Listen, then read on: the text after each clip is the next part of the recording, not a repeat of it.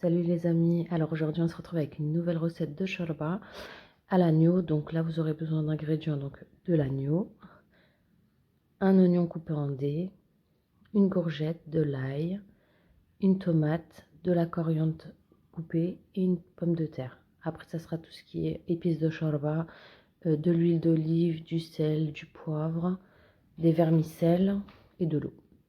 Voilà, on se retrouve tout de suite pour la recette. Donc dans votre marmite vous allez mettre de l'huile d'olive.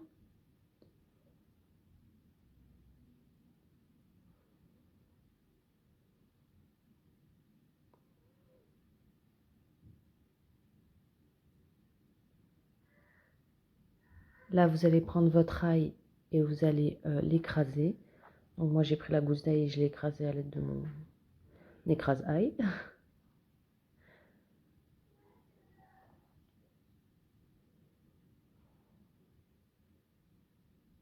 Voilà.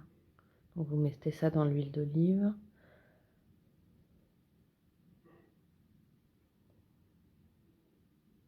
Ensuite, vous allez rajouter votre oignon que vous avez coupé préalablement en dés.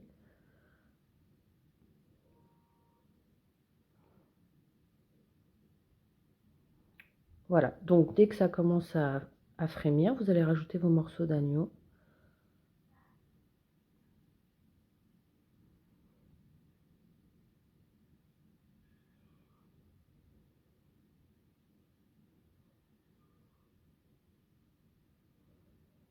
Et ensuite, quand ça a commencé à cuire légèrement, vous allez rajouter votre coriandre haché. Au niveau de la viande, etc., il n'y a pas vraiment de quantité, hein. C'est ce que vous savez pour le nombre de personnes que vous êtes.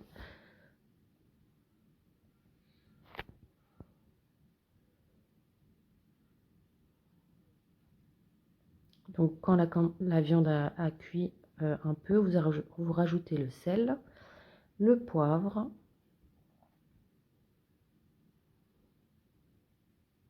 les épices de shorba.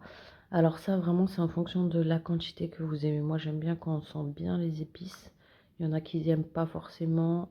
Pareil pour le sel, c'est comme vous le sentez. N'hésitez pas à goûter la sauce par la suite et réajuster en fonction de vos goûts.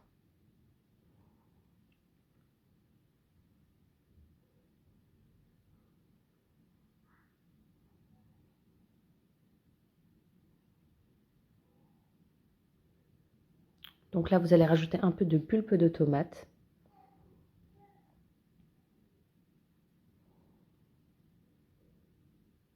Vous mélangez le tout.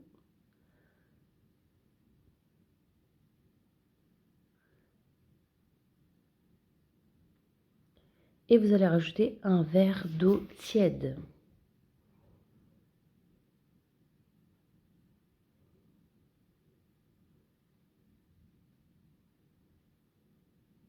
Vous laissez cuire une dizaine de minutes. Et là, vous allez rajouter votre pomme de terre. Je l'ai coupée en deux pour que ça cuise plus rapidement. Votre courgette. Et là, vous laissez cuire jusqu'à ce que les légumes soient cuits. Quand ceux-là sont cuits, vous allez les mixer ensemble. La courgette, la pomme de terre et la tomate. Et quand vous avez fini de les mixer, vous rajoutez ça à votre marmite.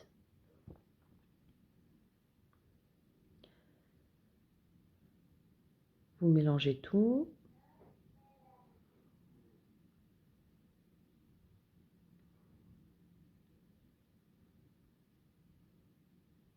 Et là, vous allez rajouter de l'eau, tiède toujours, jusqu'à ce qu'on ne voit plus la viande.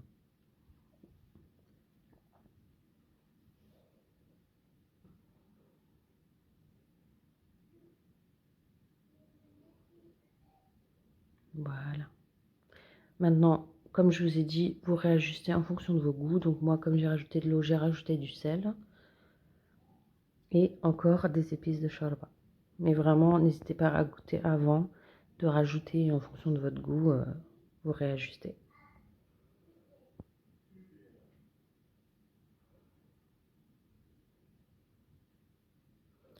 Ensuite, quand vous allez laisser cuire une vingtaine de minutes, vous allez rajouter votre verre de vermicelle et vous allez laisser cuire.